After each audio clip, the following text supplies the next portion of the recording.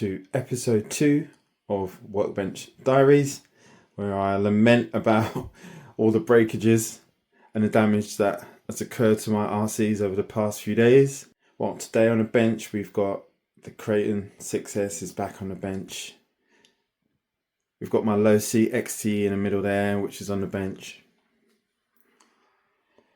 And then we've got my trusty ET48 2.2. I absolutely love this car. But we had a few mishaps on the last drive, and so she's back on the bench too. In this episode, I'm going to dig into what's wrong with each of these vehicles and show what I hopefully managed to fix and resolve. Hopefully spending as little money as possible for maximum impact. Hopefully I'll be able to get all 3 of them back up and running without spending too much money. We'll see. Okay, so Kraton's all cleaned up. I was digging through my parts bin and managed to find a 1650 kV motor. It feels either it's really strong magnets or there's something up with it, but it feels really stiff to turn. But anyway, I found a 1650 kV motor. It's in a 4092 can. So what my thinking is, like I said, I'm always trying to save costs. So I think I've already got the Max 6 in there to save costs, and I need a new pinion. That 14 tooth pinion, which I tried on here, was a little bit pants. It was so slow, it wasn't even worth it. So what I'm thinking to do, I've got loads of 20 tooth pinion and I've got this 1650 kV motor. So what I'm thinking to do is I'm going to take out this motor, I'm going to put in the 1650 kV, stick on the 20 tooth pinion, and I'm hoping that once I get this in there, that's going to be the end of any issues. So I'm going to crack on with that.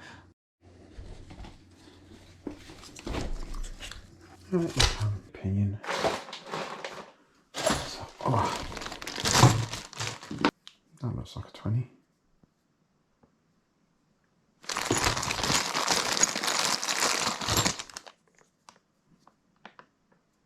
That's definitely a 20. Gears look a lot cleaner on this one, so I think I'll use that one. I'm going to give it a quick test to see how it sounds. Using my trusty motor stand. Or I should say car stand. Let's see.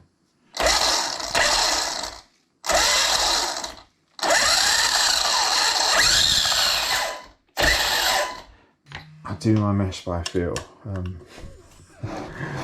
I know it doesn't sound very scientific, but I just do it by feel. That sounds okay. Kraton is done. I'm going to button it back up, take it out for a test drive. Okay, so the Kraton EXB is fixed. Just needs to go for a test drive. This is my Losi XTE. This was an impulse purchase. I bought this car literally because it had a sensor system and it looked sexy. I've had my fun with it. Now I'm getting ready to, I was actually listing it on eBay, but I was going to take it out for a final spin, and I realised that you can't really see it in there, but on this side, the diff cup is kind of like, it's like bouncing about and shaking and everything. And I was worried because I thought the diff itself had gone, but what I actually think is happening is that there's the bearing itself is pulled away in there. I don't know if it's catching it on the camera. So it's just a case of whipping off the rear end actually on these to change that. There's no quick access to the diff. I've got to literally just got to whip off the whole rear end, inspect that. I'm hoping this is going to be another cheap fix because I've got a bag of bearings, so I'm hoping that one of these fit. I'm going to crack on with this and come back in a few minutes when it's all bolted back up together and give it a test spin. So these Losi diffs are a little bit different to other manufacturers' diffs that I've opened, because there isn't like a screw like here where you'd expect it to be. The screws are like actually up there on the top, and it opens up like a bit of a clamshell like this. That's how it opens like that to take the diff out. Real pain in the backside, but I think there's another 2 there, and then there's another 2 screws there. So we're going to get all of those undone. Yeah, get the red diff out. 2. So there's 2 more. It's going to open up like a clam.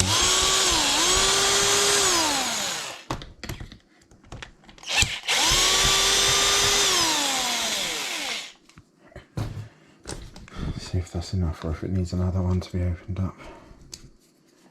1, 2, they're all the same size, so I'll just put them all together.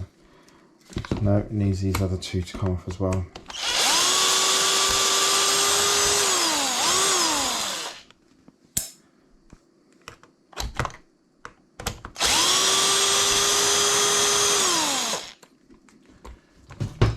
Okay, now hopefully it should just open. Yep, there we go. Ah, this is where I find out that it's a special bearing. That is not the kind of bearing that I think I've got. It's got like a shoulder on it. Yeah, so I'm going to put the Losi away. I'm going to get the ET48 out. I'm going to cheese back in. Gave it a bit of a clean. Yeah, but now, so let's show you what happened. So a couple of things happened. Let's start here. So if I can get this out. So this is how I found it. The motor mount just came off. Both screws are backed out actually, but this one backed out. Fortunately, it didn't chew up the pinion.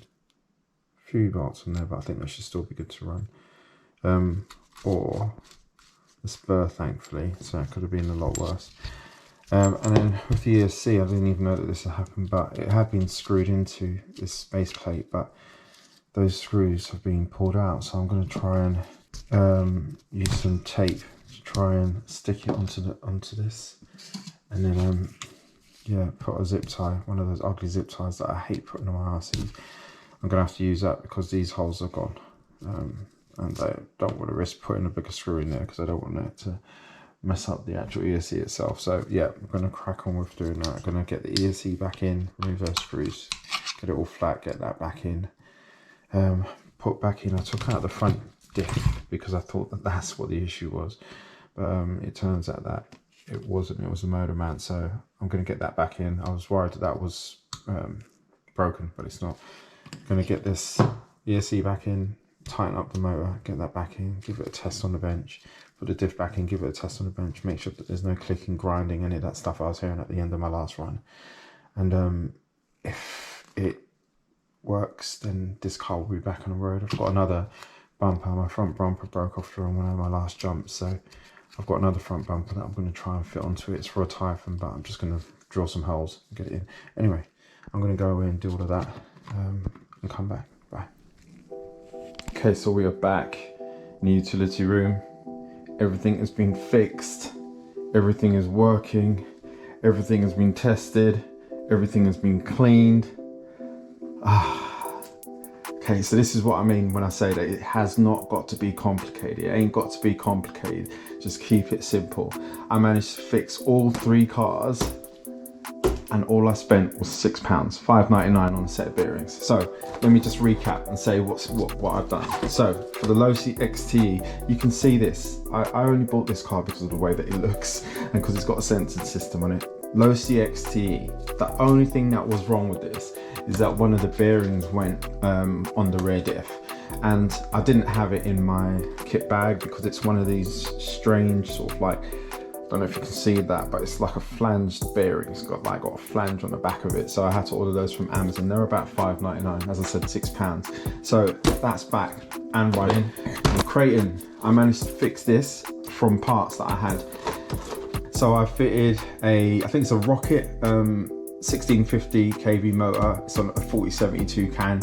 Some fans that I had knocking about, 30mm fans that I got from Amazon, I think, and a motor mount as well. Just squeezed it on there, made it fit. And I've got a 22 pinion on there as well that I found in my parts bin. That's all running.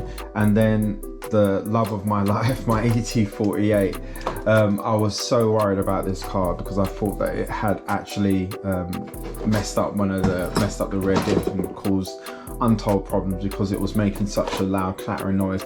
But it just turns out that the motor, the bolts that are actually on the faceplate that hold the motor into the mount, one of the bolts had sort of like unscrewed itself, and so the motor was flapping loose. And so yeah, that's what was causing the grinding sound. The diff is, the spur gear is okay. The pinion gear is okay. Thankfully they didn't get shredded. and the motor's okay. So just put that all back in, it's all up and running. Also the ESC broke out of its mounts. But anyway, this has been cleaned. I've reinstalled the motor, put fresh Loctite on there.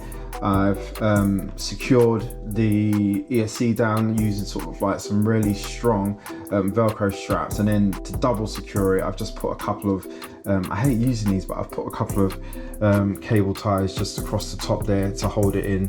Hopefully that'll be okay. We'll see how it goes. I'm tempted to get the aluminium, there's an aluminium servo and ESC mount off of AliExpress, but like I said, I'm trying to keep things simple. I'm trying to keep things cheap, stay within a budget. So yeah, my baby is back up and running. So I'll definitely be taking her out for a bash this weekend. The Kraton is back up, and the Losi XTE is running as well. So yeah, that's it from me.